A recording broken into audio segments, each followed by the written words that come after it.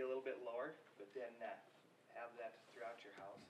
My SFA group, they're in both towns. Okay. So. Oh, good. Okay, awesome. We'll take these anyways. Thank you.